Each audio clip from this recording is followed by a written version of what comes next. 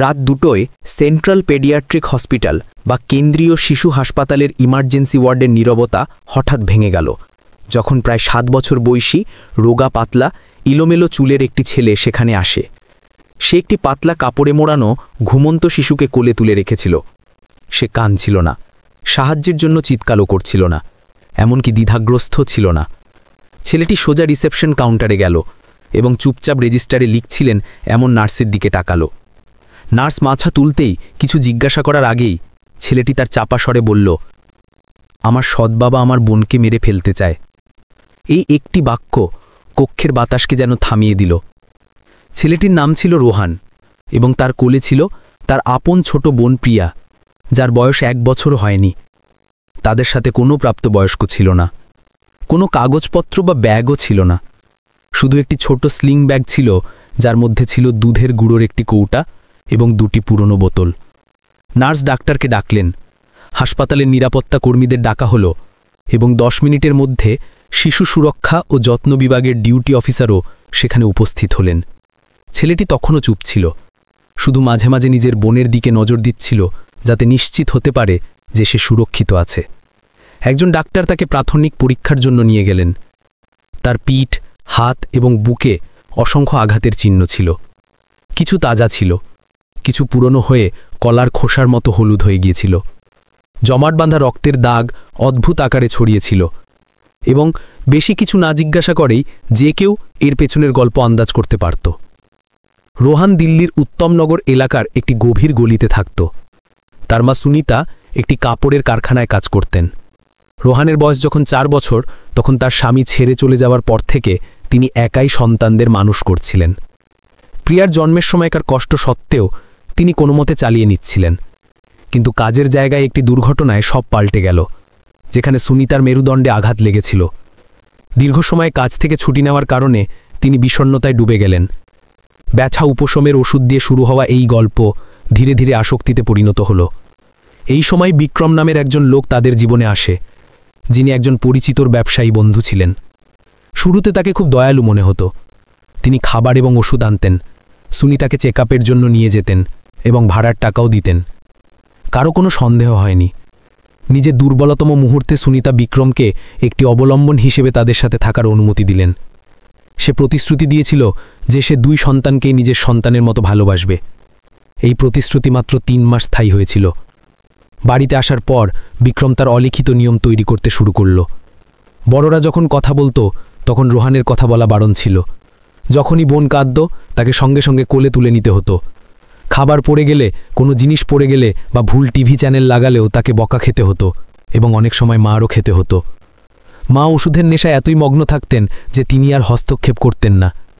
গোটা কলোনি জানত যে বিক্রমের স্বভাব হিংস্র, কিন্তু ঝামেলায় জড়ানোর ভয়ে কেউ কিছু বলতো না।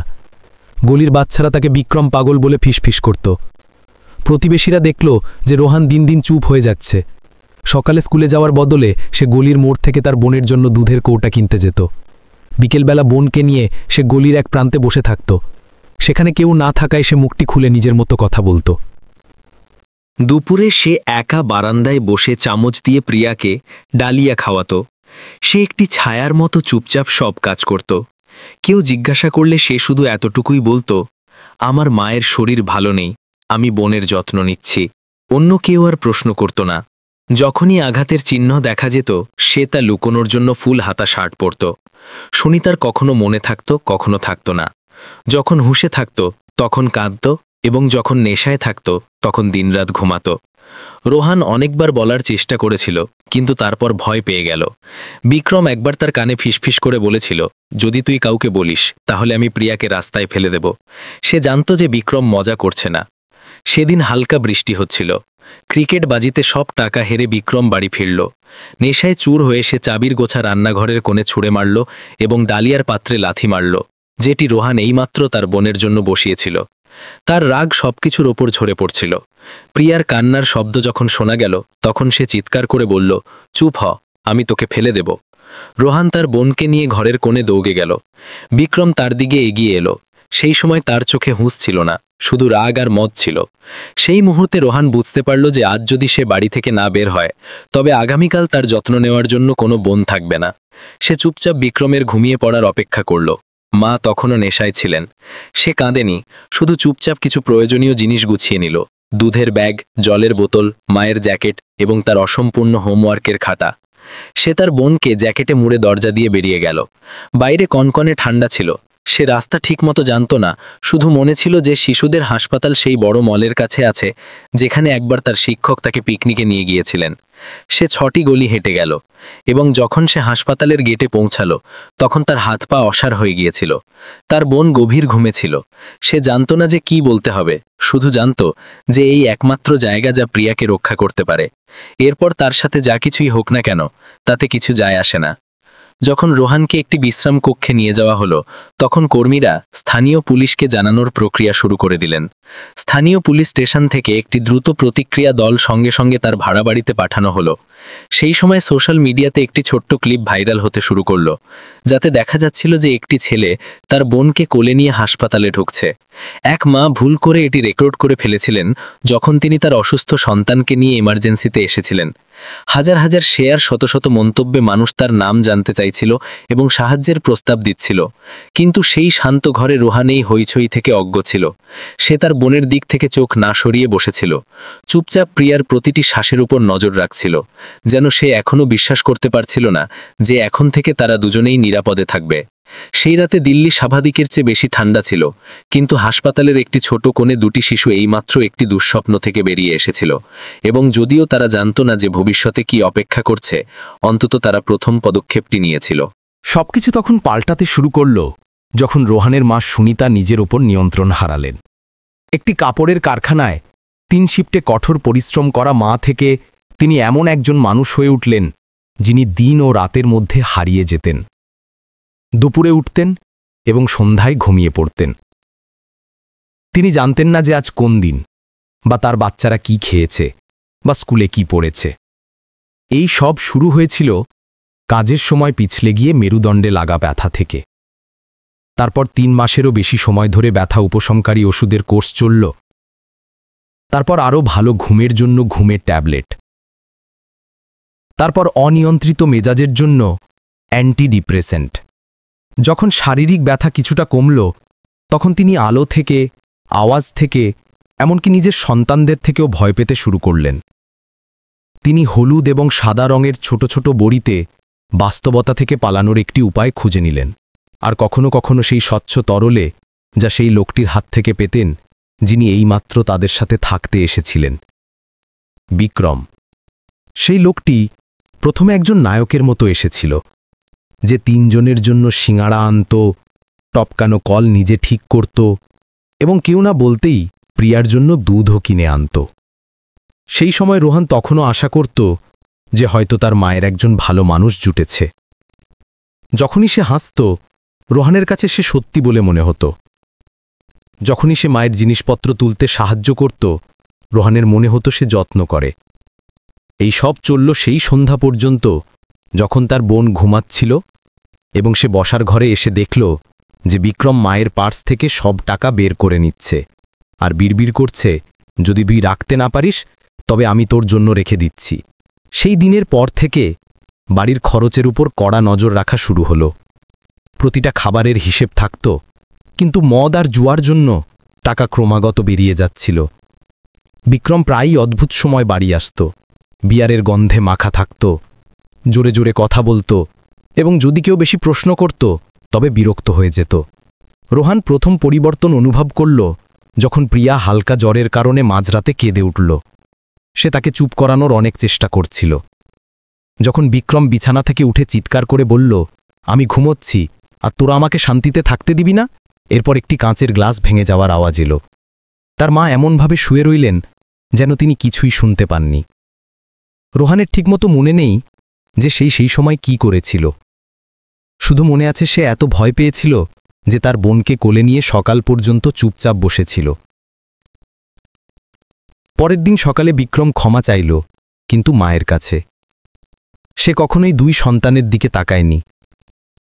সেই দিন থেকে বাড়িতে একটি অলিখিত নিয়ম তৈরি হল, শিশুরা বড়দের বিরক্ত করবে না। ধীরে ধীরে রোহানের প্রতিটি ছেলে মানুষই আচরণ বিক্রমের রাগের অজুহাত হয়ে উঠল। কখনো ভাতের বাটি ফেলে দেওয়া, কখনো প্রিয়ার হাত থেকে দুধ ফেলে দেওয়া, কখনো ভুল টিভি চ্যানেল লাগানো, কখনো যখন সে ক্রিকেট ম্যাচ দেখছে তখন আলো জ্বালানো। প্রথমে গালাগালি করত, তারপর টেবিলের উপর হাত আছড়ে মারা, এবং তারপর কাঁধে লাথি মারা এবং এত জোরে ধাক্কা দেওয়া যে রোহান কেঁদে উঠত। সে চুপ থাকতে শিখে গেল। বিক্রমের মেজাজ তার চপ্পলের আওয়াজ বা তার সস্তা ফোন থেকে আসা রিমিক্স গানের আওয়াজ থেকে অনুমান করতে শিখে গেল। যদি সে বাড়ি এসে দরজা জোরে বন্ধ না করত তবে সেদিন শান্তি থাকত। যদি দরজা ধরাম করে বন্ধ হতো তবে রোহানকে পুরোপুরি চুপ থাকতে হতো। বাইরে জীবন স্বাভাবিকভাবে চলছিল। প্রতিবেশীরা জানত যে বিক্রম বদমেজাজি, কিন্তু তারা এটিকে বাড়ির ব্যক্তিগত ব্যাপার বলে মনে করত। কেউ কখনো ঝগড়ার আওয়াজ শুনেছিল, কিন্তু তবুও তারা বিক্রমকে বাজার থেকে সবজি কিনতে দেখেছে, সুনিতাকে প্রতিবেশীদের নমস্কার করতে দেখেছে এবং রোহানকে তার বোনকে গলির মোড় পর্যন্ত নিয়ে যেতে দেখেছে। কেউ ভাবেনি যে সেই স্কুল ইউনিফর্মের নিচে, সেই টুপির নিচে নীল কালো আঘাতের চিহ্ন রয়েছে। রোহান তার শিক্ষককে বলেনি, সে তার বন্ধুদের বলেনি। শুধু একবার যখন পিটি স্যার তার কবজিতে আঘাতের চিহ্ন দেখলেন, তখন রোহান বলল, আমি সিঁড়ি থেকে পড়ে গিয়েছিলাম। সে এত সহজে মিথ্যে কথা বলেছিল যেন নামতা পড়ছে। প্রতি মাসে স্কুলের শিশুদের উচ্চতা এবং ওজন মাপা হতো। প্রিয়াকে কখনোই সময়মতো টিকা দেওয়া হতো না। যখনই অভিভাবক শিক্ষক বৈঠকের নোটিশ আসত, রোহান নিজেই নোটিশে সই করে জমা দিয়ে দিত। একবার যখন তার ক্লাসের শিক্ষক বাড়িতে খোঁজখবর নিতে এলেন, তখন বিক্রম তার সাথে কথা বলল এবং বলল যে মা অসুস্থ, তাই দেখা করতে পারবেন না। আর রোহান পড়াশোনায় দুর্বল, কারণ সে অলস এবং খেলাধুলা করে। শিক্ষক আর কিচ্ছু বললেন না। পরের দিন তাকে বাড়িতে অচেনা লোক আনার জন্য শাস্তি পেতে হলো। প্রিয়া দিন দিন তার ভাইয়ের সাথে আরও বেশি জড়িয়ে যেতে লাগল। সে বড়দের ভয় পেত এবং রোহান ছাড়া কারো কাছে যেত না। একবার বিক্রম তাকে কোলে তোলার চেষ্টা করেছিল যখন রোহান ডালিয়া বানাচ্ছিল। প্রিয়া এত কাঁদল যে তার শ্বাস আটকে গেল। সে তাকে গদির ওপর ছুঁড়ে ফেলে দিল এবং গালাগালি করল, কেমন বাচ্চা এটা, কুকুরের মতো। রোহান দৌড়ে গিয়ে তার বোনকে জড়িয়ে ধরল, যে তখনও ভয় পেয়েছিল। সেই দিন থেকে রোহান জানত যে সে বিক্রমকে প্রিয়াকে আর স্পর্শ করতে দিতে পারে না। প্রতি সকালে সে তাড়াতাড়ি উঠত, জল গরম করত, দুধ বানাত এবং গরম তোয়ালে দিয়ে তার বোনকে মুছত। কেউ তাকে মনে করিয়ে দিত না, কেউ তার প্রশংসা করত না, কিন্তু সে এটিকে একটি অভ্যাসের মতো করত যা তার হৃদয়ে গেঁথে গিয়েছিল। সে ডিম সেদ্ধ করা, কুমড়োর ডালিয়া বানানো, গাজর ভাপানো এবং কলা চটকাতে শিখে গিয়েছিল। সেই সব মায়ের সেই ডায়েরি থেকে শিখেছিল যা তিনি ওষুধের উপর নির্ভরশীল হওয়ার আগে লিখেছিলেন। একদিন যখন বাড়িতে কিছু ছিল না, তখন সে প্রতিবেশীর কাছে তার বোনের জন্য একটু ঠান্ডা ভাতের ফ্যান মার চাইল। কখনো কখনো গলির মোড়ের মুদি দোকানের কাকিমার দয়া হতো এবং তিনি প্রিয়ার জন্য একটি ছোট দুধের কৌটা দিয়ে দিতেন, যাতে তাকে ক্ষুধার্ত থাকতে না হয়। সে তার বোনের দুধ খাবার সময়, প্রিয়া কখন ঘুমিয়ে পড়ে, তাকে কিভাবে কোলে নিতে হয় যাতে সে ঢেকুর তোলে এবং কোন অবস্থানে সে সহজে ঘুমিয়ে যায়, সব কিছু মনে রাখত। তার কারো বলার দরকার ছিল না, না কারো প্রশংসা করার। সে শুধু ভয় পেত যে যদি সে কিছু ভুল করে তবে প্রিয়া কাঁদবে এবং যদি সে কাঁদে তবে বিক্রম রেগে যাবে। যখনই উঠানে বিক্রমের পায়ের আওয়াজ আসত, রোহান তার বুকে একটা টান অনুভব করত। তাকে দেখতে হতো যে আজ সে কি মেজাজে বাড়ি ফিরেছে, স্বাভাবিক নেশা না রাগে। যদি সে তার টুপি মেঝেতে ছুঁড়ে ফেলত তবে এর মানে ছিল যে গোলমাল করা যাবে না। যদি সে একা বিড়বিড় করত তবে হয়তো আজ রাতে কিছু হবে। রোহান এটা অভিজ্ঞতা থেকে নয়, বরং ভয়ে জীবন কাটানো একটি শিশুর সহজাত প্রবৃত্তি থেকে জানত। সে বড়দের মনস্তত্ত্বকে ছোট ছোট জিনিস থেকে পড়তে শিখে গিয়েছিল, একটি ভ্রু কুচকানো, একটি কাশি, একটি বাড়তি শব্দ। সেই কাউকে বলেনি। এই কারণে নয় যে সে বকা খাওয়ার ভয় পেত, বরং এই কারণে যে তার বিশ্বাস ছিল না যে কেউ কিছু করতে পারবে। বড়রা প্রায়ই জিজ্ঞাসা করত এবং তারপর ভুলে যেত। শিক্ষক স্কুলকে বলতে পারতেন, কিন্তু তারপরে তার বোনের দেখাশোনা কে করবে? প্রিয়াকে রক্ষা করার জন্য কে থাকবে? সে জানত যে কেবল সেই আছে, তাই চুপ থাকাটাই ছিল একমাত্র বিকল্প। স্কুলে যাওয়ার কিছু মুহূর্ত এমন ছিল যখন রোহানি মনে হতো যে তাকে পাহারা দিতে হবে না, কিন্তু ক্লাসে বসেও তার মন বাড়িতে তার বোনের কথা ভাবত। মা উঠেছে কিনা, বোন ক্ষুধার্ত কিনা, কেউ তাকে কাঁদিয়েছে কিনা।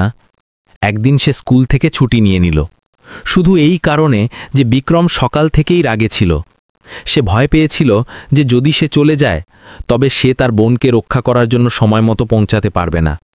একটি হাসি খুশি শিশু থেকে রোহান চুপ হয়ে গেল। ক্লাসের বন্ধুরা আর তাকে খেলার জন্য ডাকত না। সে প্রায়ই একা বসত বা স্কুলের লাইব্রেরি থেকে ধার নেওয়া বই পড়ত। শিক্ষক তার দিকে মনোযোগ দিতেন এবং কখনো কখনো জিজ্ঞাসা করতেন, কিন্তু রোহান সবসময় বিনয় এবং স্পষ্টভাবে উত্তর দিত, কিছুই প্রকাশ হতে দিত না। আমি ক্লান্ত ম্যাম, আমার বাড়িতে সব ঠিক আছে, আমার মা একটু দুর্বল, তাই আমি বোনের দেখাশোনায় সাহায্য করি। প্রতিটি উত্তর শান্ত এবং স্পষ্ট ছিল, আর যেহেতু এটি শান্ত ছিল তাই কারোর সন্দেহ হয়নি। শুধু একবার টিফিনের বিরতির সময় ক্লাসের শিক্ষক ক্লাসে এলেন এবং দেখলেন যে রোহান কোণে পেট ধরে বসে আছে। তিনি জিজ্ঞাসা করলেন যে ব্যথা করছে কিনা। সে মাথা নেড়ে হ্যাঁ জানালো, কিন্তু তবুও তিনি তাকে মেডিকেল রুমে শুইয়ে দিলেন। সেই দিন তিনি বাড়িতে ফোন করলেন এবং বিক্রমই ধরল। সে গম্ভীর স্বরে বলল যে রোহানের মা ঘুমিয়ে আছেন এবং ছেলেটির স্কুলের খাবার খাওয়ার অভ্যেস নেই, তাই তার প্রায়ই পেটে ব্যথা হয়। তিনি আর কিছু জিজ্ঞাসা করলেন না। সন্ধ্যায় বাড়ি ফেরার পর রোহানকে 1 ঘন্টা ধরে দেয়ালের দিকে মুখ করে দাঁড়িয়ে থাকার শাস্তি দেওয়া হলো। সেই রাতে যখন প্রিয়া ঘুমোচ্ছিল, সে ভাবল যে যদি এমন চলতে থাকে তবে কেউ জানতে পারবে না, কেউ বাঁচাবে না, আর যদি কিছু হয়ে যায় তবে তারা দুজন শুধু একটি বাড়িতে ভুলে যাওয়া শিশু হবে, যাকে কেউ মনোযোগ দিয়ে দেখতে চায় না। সে জানত না যে কি করতে হবে, কিন্তু সে একটি বিষয় নিশ্চিতভাবে জানত, তাকে তার বোনকে সুরক্ষিত রাখতে হবে, যে কোনো রুইলে। সেই রাতে বাড়িতে পরিবেশ সূর্য ডোবার আগেই ভারী হয়ে গিয়েছিল। বিক্রম স্বাভাবিকের চেয়ে তাড়াতাড়ি বাড়ি ফিরে এসেছিল। বিয়ার এবং সিগারেটের তীব্র গন্ধে মাখা তার মুখ এমনভাবে লাল হয়ে উঠেছিল যেন সে একটি খুব বড় বাজি হেরে গেছে। কেউ জিজ্ঞাসা করার সাহস পায়নি। রোহানের মা দুপুরের খাবার পরে আরও 2টি ঘুমের ট্যাবলেট খেয়েছিলেন এবং এখনও নিজের ঘরে ঘুমোচ্ছিলেন। প্রিয়া দোলনায় শুয়েছিল, ঘুম আর ক্ষুধার মধ্যে দুলছিল। রোহান অনুমান করল যে আজ নির্মাণস্থলে বেতনের দিন ছিল, কিন্তু সম্ভবত বিক্রম সব টাকা ক্রিকেটবাজিতেই উড়িয়ে দিয়েছে। কেউ কিচ্ছু বলল না। সে চুপচাপ ডালিয়ার একটি ছোট বাটি টেবিলে রেখে প্রতি রাতের মতো কোণে সরে গেল। কিন্তু বিক্রম খাবার স্পর্শও করল না। সে তার পকেট থেকে কিছু ভাঁজ করা কাগজ বের করল, যার উপর আঁকাবাঁকা সংখ্যা, বাজির দর, দলের নাম এবং ম্যাচের সময় লেখা ছিল। সে বিড়বিড় করল, শালা, ম্যাচ ফিক্স করে দিয়েছে সেই হারামজাদা রেফারি, কসম। এবং তারপর কাগজগুলো মেঝেতে ছুঁড়ে ফেলে চেয়ারকে লাথি মারল, যার ফলে জোরে আওয়াজ হলো। শব্দে প্রিয়ার ঘুম ভেঙে গেল। চোখ খোলার আগেই সে জোরে জোরে কাঁদতে শুরু করল। রোহান তাড়াতাড়ি দোলনার কাছে গেল এবং নিজের পরিচিত কণ্ঠে তাকে শান্ত করার চেষ্টা করতে লাগল। আশা করছিল যে তার ভয় কমে যাবে, কিন্তু কান্না আরও জোরে হতে থাকল, যেন সেও বাতাসে ছড়ানো অদ্ভুত উত্তেজনা অনুভব করতে পারছে। বিক্রম দাঁড়ালো এবং 2 ভাই বোনের দিকে তাকালো। তার চোখ রক্তের মতো লাল ছিল। এই বাড়িতে কখনো শান্তি হয় না, সে গর্জন করে উঠল। তার কণ্ঠস্বর ফেটে গিয়েছিল। কেমন বাচ্চা এটা যে মোষের মতো কাঁদছে? রোহান কিছু বলল না, শুধু তার বোনকে চুপ করানোর জন্য যথাসাধ্য চেষ্টা করতে থাকল। কিন্তু যত চেষ্টা করত, প্রিয়া তত জোরে চিৎকার করত। বিক্রম হঠাৎ টেবিলের উপর রাখা চীনামাটির কাপটি তুলে নিল। সেটা দেওয়ালে জোরে ছুঁড়ে মারল এবং তারপর দুজনের দিকেই ইশারা করল। যদি আমি 1 মিনিটও এই কান্না শুনি তবে কসম আমি এটাকে জানালা দিয়ে বাইরে ফেলে দেব। সেই মুহূর্তে রোহানের সব হুঁশ যেন অসাড় হয়ে গেল। এটা আর হুমকি ছিল না, এটা ছিল সীমা। সে ভালো করেই জানত যে আজ রাতে যদি সে কিছু না করে তবে প্রিয়া সত্যি বিপদে পড়ে যাবে। বিক্রম তার সামনে এমন কথা কখনো বলেনি। জীবনে প্রথমবারের মতো রোহানের মনে হলো যে তার আর কোনো বিকল্প নেই। সে তার মায়ের দিকে তাকালো। ঘরের দরজা তখনও একটু খোলা ছিল এবং শ্বাস প্রশ্বাসের ধীর নিয়মিত আওয়াজ আসছিল। সে অনেকবার মায়ের ওপর ভরসা করেছিল, কিন্তু আজ রাতে মা জেগে উঠলেও, দাঁড়াতে পারলেও তিনি কি করতেন? হয়তো তিনি মিনতি করতেন বা প্রিয়াকে নিয়ে পালাতেন, কিন্তু তারপর কি হতো? বিক্রম আবার তাদের খুঁজে পেত, আবার ফিরে আসত এবং সবকিছু আবার শুরু হতো। মা তার সন্তানদের রক্ষা করার জন্য যথেষ্ট হুঁশে ছিলেন না এবং রুহানার অপেক্ষা করার সাহস পাচ্ছিল না। তার বোন তখনও অবিরাম কাঁদছিল। বিক্রম জলের বোতল তুলে নিল, সেটা মেঝেতে আছড়ে মারতে গিয়েই থেমে গেল। যদি তুই চুপ করাতে না পারিস তবে আমি করাই। সে এক কদম এগিয়ে গেল। রোহান সঙ্গে সঙ্গে তাকে থামালো। ও ক্ষুধার্ত, সে বলল। আমি ওর জন্য দুধ বানিয়ে দিচ্ছি। বিক্রম তার দিকে তাকিয়ে রইল। তার চোখে রাগ ভরা ছিল। আমি বলেছি রাস্তা থেকে সরে যা। সে সরল না। আমি দুধ বানিয়ে ওকে ঘুম পাড়িয়ে দেব, মা ক্লান্ত। বিক্রম জোরে চিৎকার করে বলল, আমি তোকে কথা বলতে বলিনি, এবং মারার জন্য হাত তুলল, কিন্তু মাঝপথেই থেমে গেল। হয়তো মদের নেশা তাকে তলিয়ে দিয়েছিল, হয়তো সেই মুহূর্তে সে নিজে অনুভব করেছিল যে সে নিয়ন্ত্রণ হারাচ্ছে। রোহান ভালো করেই জানত যে এটি একটি মোড়। এখন কেউ নিরাপদ নয়। যদি আজ রাতে সে হাত না তোলে তবে কাল তুলবে, প্রিয়ার ওপর না হলে তার ওপর। মারলে না হলে প্রাণে মারার হুমকি দেবে, এবং পরের বার হয়তো এটা শুধু একটি হুমকি হবে না। যখন রোহান প্রিয়াকে দুধ খাওয়ানো শেষ করল, তখন সে অনুভব করল যে তার বোনের শরীর তার বাহুতে নরম হয়ে আসছে। তার শ্বাস ধীর হয়ে গেল। কান্না ছোট ছোট কান্নার শব্দে পরিণত হল, এবং তারপর সে চুপ হয়ে গেল। কিন্তু রোহান এবার স্বস্তি অনুভব করল না, কারণ বিক্রম টিভির সামনে বসেছিল। তার শূন্য চোখ স্ক্রিনের দিকে ছিল, কিন্তু তার মন নিশ্চিতভাবেই সেখানে ছিল না। সে আর মদ খায়নি, কিছু বলেনি। সে শুধু মুখ ঝুলিয়ে বসেছিল, যেন সে খুব বিপজ্জনক কিছুর পরিকল্পনা করছে। রোহান চারপাশে তাকালো। ঘর অন্ধকার ছিল। পিছনের দরজা বন্ধ ছিল না। মায়ের পার্সে প্রায় 200 টাকা ছিল। ডাইপার ব্যাগে 3টি ডাইপার অবশিষ্ট ছিল, এবং দুধের বোতল এখনও ব্যবহার করা যেত। সে রাস্তা ঠিকমতো জানত না, কিন্তু তার মনে ছিল যে সেন্ট্রাল পিডিয়াট্রিক হসপিটাল এখান থেকে বেশি দূরে নয়। শুধু সেখানে পৌঁছালে কোনো প্রাপ্তবয়স্ক অবশ্যই সাহায্য করবে। তার মনে অনেক প্রশ্ন উঠল। বিক্রম গভীর ঘুমে ঘুমিয়ে গেলে কি আমি পালাতে পারব? বাড়ি থেকে বেরোনোর পর ধরা পড়লে কি হবে? বোন যদি রাস্তায় কাঁদতে শুরু করে তবে কি করতে হবে? বৃষ্টি হলে কি হবে? কিন্তু তারপরে এই সব চিন্তা একটি চিন্তায় চাপা পড়ে গেল। যদি আমি এখানেই থাকি তবে প্রিয়া মার খাবে, এবং হতে পারে সে আর কখনো জেগে উঠবে না।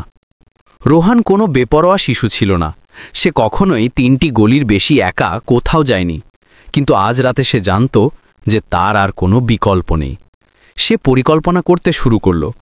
যখন বিক্রম ঘুমিয়ে পড়বে, যখন মা তখনও ওষুধের নেশায় ডুবে থাকবেন, যখন বোনের পেট ভরা থাকবে এবং সে সহজে ঘুমিয়ে যাবে, তখন সে বাড়ি থেকে বেরিয়ে যাবে। চুপচাপ, কেউ না জেনে, কেউ না থামিয়ে। শুধু 6টি গলি, মাত্র 6টি গলি, এবং অন্যদিকে হয়তো আলো আছে। সে বিক্রমের ওপর নজর রেখে বসে রইল। চোখ টিভির দিকে ছিল, কিন্তু কান তার প্রতিটি শ্বাসের ওপর ছিল। যখন টিভির আওয়াজ ধীর হয়ে গেল, যখন নাক ডাকার আওয়াজ হালকা হালকা শোনাতে শুরু করল, তখন রোহান বুঝল যে সময় ঘনিয়ে এসেছে।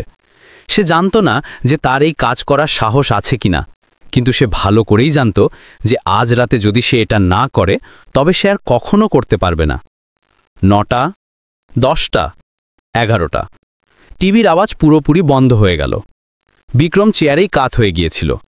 মা তখনও ঘুমোচ্ছিলেন। প্রিয়াও এখন কাঁদছিল না। রোহান অন্ধকারে বসে ঘড়ির দিকে তাকিয়ে রইল। প্রতিটা মিনিট গুনতে থাকল। আজ রাতে সে ঘুমায়নি, ভয়ের কারণে নয়, বরং এই কারণে যে সে তার বোনকে এই নরক থেকে বের করার জন্য অপেক্ষা করছিল। সবকিছু বাজি লাগানোর জন্য, শুধু প্রিয়াকে একটি শিশুর মতো বাঁচার একটি সুযোগ দেওয়ার জন্য। সে জানত না যে ভবিষ্যতে কি অপেক্ষা করছে, কিন্তু সে জানত যে পিছনে ফিরে থাকার মতো আর কিছুই অবশিষ্ট নেই।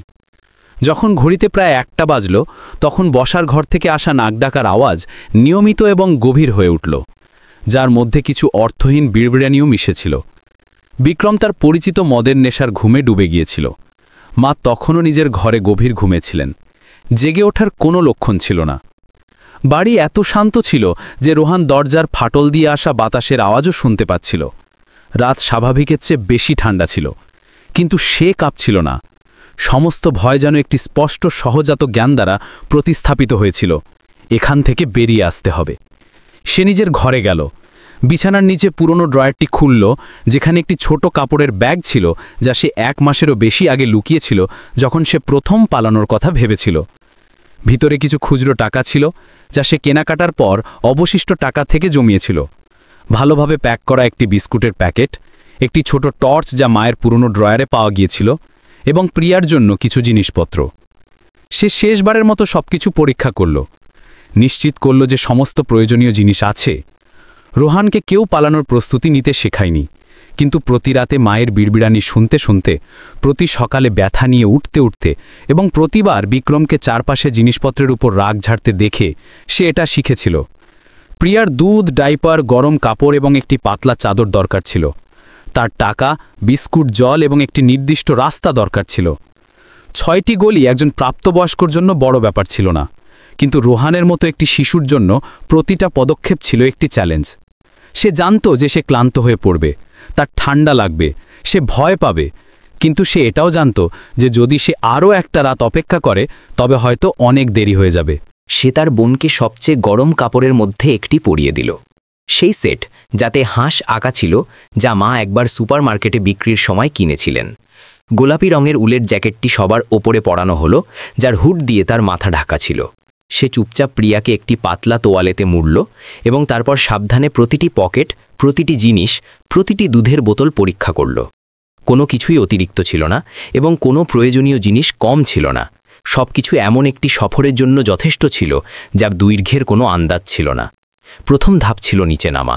সে এক একটি কদম খুব ধীরে ধীরে রাখছিল, যেন সে শত শতবার এর অনুশীলন করেছে। দরজা বন্ধ ছিল না, শুধু সামান্য লাগানো ছিল। বিক্রম চাবি হারানোর পর থেকে বাড়ির সবাই দরজা কেবল অস্থায়ীভাবে বন্ধ করে দিত। সে ভালো করেই জানত যে কোথায় চাপ দিতে হবে, কিভাবে টানতে হবে, যাতে কোনো আওয়াজ না হয়। প্রতি রাতে যখন সে ঘুমোতে পারত না, তখন সে চুপচাপ প্রতিটি ক্যাচ ক্যাচ শব্দ, প্রতিটি দরজার আওয়াজ এবং পুরনো কাঠের মেঝের প্রতিটি ছোট আওয়াজ মনে রাখত। যখন সে বাইরে এলো, তখন বাতাস সরাসরি তার মুখে লাগল। ফেব্রুয়ারির মাঝামাঝি দিল্লির ঠান্ডা ছিল কনকনে। সে তার বোনকে রক্ষা করার জন্য তার বাহু তার চারপাশে জড়িয়ে নিল, নিজের শরীরের উষ্ণতা দিয়ে তাকে গরম রাখার চেষ্টা করল। প্রিয়া গভীর ঘুমেছিল, তার শ্বাস ছিল নিয়মিত এবং হালকা। সে স্বস্তির নিঃশ্বাস ফেলল। যদি সে এই সময় জেগে উঠত তবে সবকিছু ভেস্তে যেতে পারত। রাস্তা জনশূন্য ছিল, কেবল কিছু দূরে দূরে লাগানো বিদ্যুতের খুঁটি থেকে হলুদ আলো আসছিল এবং মূল রাস্তা থেকে পার হওয়া কিছু গভীর রাতের ট্রাকের দূরবর্তী আওয়াজ। রোহান দ্রুত হাঁটতে থাকল, একটি নিয়মিত গতি বজায় রাখার চেষ্টা করছিল। সে অনুমান করেছিল যে বাড়ি থেকে হাসপাতাল পর্যন্ত দ্রুত হাঁটলে প্রায় 35 মিনিট লাগবে, কিন্তু প্রিয়াকে কোলে নিয়ে এই সময় দ্বিগুণ হতে পারত। রাত লম্বা ছিল, কিন্তু দ্বিধা করার জন্য যথেষ্ট লম্বা ছিল না। প্রথম গলি তাড়াতাড়ি কেটে গেল। এটা ছিল সেই এলাকা যা সে ভালো করেই জানত। সকালের বাজারের রাস্তা, সেই গলি যেখানে বাইক মেরামতের দোকান ছিল, সেই জায়গা যেখানে সাউ কাকিমা প্রায়ই চাল বিক্রি করতেন। সবকিছু অন্ধকার এবং শান্ত ছিল। কেউ জানত না যে একটি শিশু তার বোনের জন্য একটি নিরাপদ জায়গা খুঁজে বের করার জন্য চুপচাপ এই রাস্তা পার হচ্ছে। দ্বিতীয় গলি লম্বা ছিল এবং বাতাস তীব্র ছিল। সে ক্লান্তি অনুভব করতে শুরু করল। তার বাহু শক্ত করে ধরে রাখার কারণে জমে গিয়েছিল এবং তার পা ঠান্ডায় অসাড় হয়ে গিয়েছিল। কিন্তু রোহান থামল না। যখনই সে দুর্বলতা অনুভব করত, সে প্রিয়ার কান্নার শব্দের কথা ভাবত। যখন বিক্রম তাকে বোকা দিতে দিতে মারার হুমকি দিয়েছিল, তার রক্তের মতো লাল চোখ মনে আসত।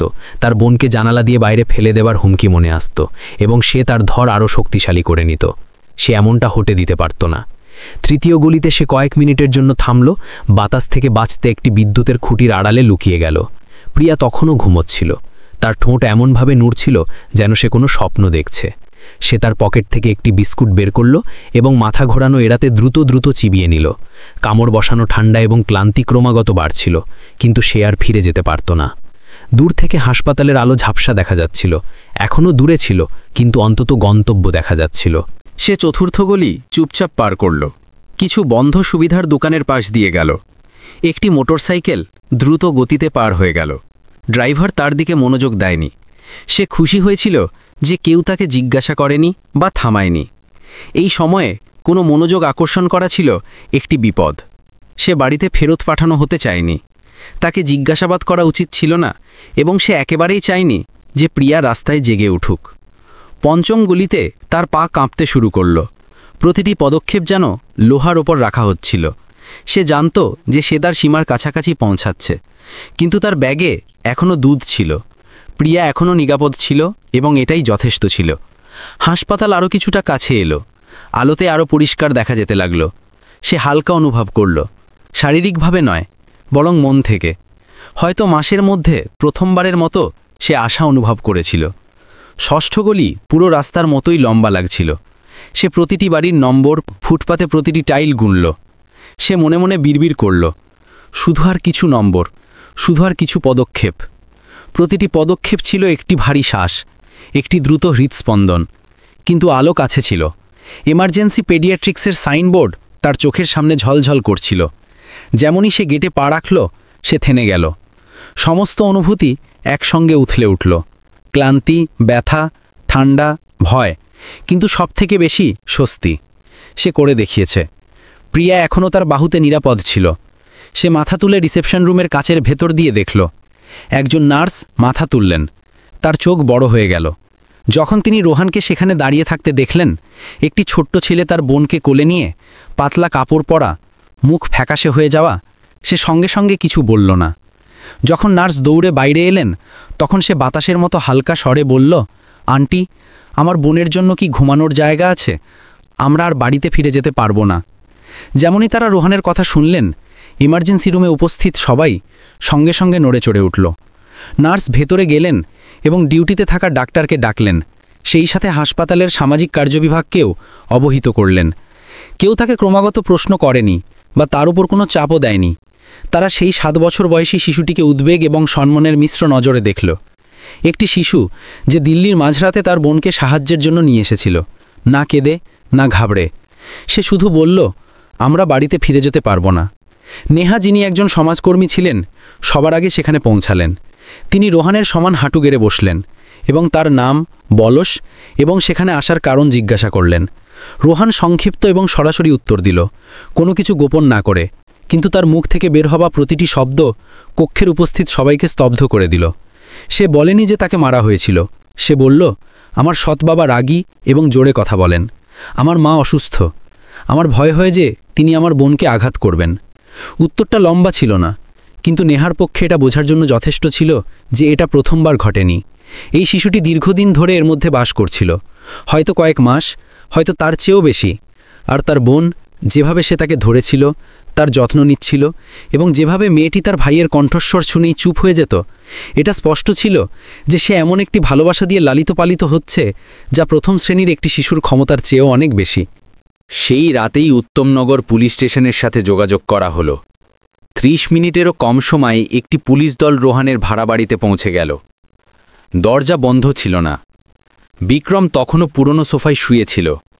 চারপাশে বিয়ারের বোতল, বাজির কাগজ এবং চালু স্ক্রিনের ফোন পড়েছিল। তাকে জোরে আওয়াজ করে জাগানো হলো। সে বিভ্রান্ত এবং বিরক্ত ছিল। যখন তাকে রোহান ও প্রিয়া সম্পর্কে জিজ্ঞাসা করা হলো, তখন সে শুধু এতটুকুই বলল, ওরা চলে গেছে।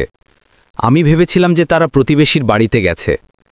যখন তাকে জানানো হলো যে 2 সন্তান হাসপাতালে আছে, তখন সে ক্ষুব্ধ হয়ে উঠল। আমি তাদের পালন করি, আমার তাদের উপর অধিকার আছে। এই বিবৃতি রেকর্ড করা হলো এবং একটি রিপোর্ট তৈরি করা হলো। সেই রাতেই তাকে জিজ্ঞাসাবাদের জন্য স্টেশনে নিয়ে যাওয়া হলো। তখন সে উপলব্ধি করল যে এখন তার নিয়ন্ত্রণে আর কিছুই নেই। হাসপাতালে ডাক্তার 2 ভাই বোনের স্বাস্থ্যের পরীক্ষা করলেন। প্রিয়ার কোনো শারীরিক আঘাত পাওয়া যায়নি, কিন্তু তার ওজন কিছুটা কম ছিল এবং সে গভীর ঘুমে ঘুমোতে পারত না। তাকে তার ভাইয়ের সাথে খুব বেশি সংযুক্ত বলে মনে হচ্ছিল। অপরিচিতদের প্রতি তার প্রতিক্রিয়া ভালো ছিল, তবে কেবল তখনই যখন রোহান আশেপাশে থাকত। যতদূর রোহানের কথা, পরীক্ষায় তার পিঠ, বাহু, কাঁধ এবং পাঁজরের ওপর পুরনো এবং নতুন আঘাতের অনেক চিহ্ন পাওয়া গেল। কিছু চিহ্ন হালকা হয়ে গিয়েছিল, যখন কিছু এখনও নীল এবং স্পষ্ট ছিল। ডাক্তার জিজ্ঞাসা করলেন, ব্যথা করে? সে মাথা নেড়ে হ্যাঁ জানালো। কিন্তু যখন তারা তার কাঁধে আলতো করে স্পর্শ করলেন, তখন সে কিছুটা কুঁকড়ে গেল। এটা ছিল এমন একজন ব্যক্তির প্রতিক্রিয়া যাকে মারধরের শিকার হতে হয়েছে, কিন্তু সে নিজেকে প্রকাশ করতে শেখেনি। ডাক্তার এবং সমাজকর্মীরা তাদের আঘাতের নথি তৈরি করলেন, যা শিশু সুরক্ষা বিভাগের তদন্তে একটি গুরুত্বপূর্ণ প্রমাণ হিসাবে কাজ করবে। প্রিয়াকে স্বাস্থ্যকর খাবার এবং টিকা দেওয়া হলো, যা অনেক দিন ধরে বকেয়া ছিল। সেদিন সকালে হাসপাতালের কর্মকর্তারা তাদের মায়ের সঙ্গে যোগাযোগ করার চেষ্টা করলেন। অনেকবার ফোন করার পর সুনিতা ফোন ধরলেন। তিনি তখনও নেশায় আচ্ছন্ন ছিলেন, কিন্তু যখন তাকে জানানো হলো যে তার ছেলে ও মেয়ে হাসপাতালে আছে এবং কেন তারা সেখান থেকে পালিয়ে এসেছে, তখন একটি ক্ষীণ প্রতিক্রিয়া দেখা গেল। প্রথমে তিনি বিশ্বাস করলেন না।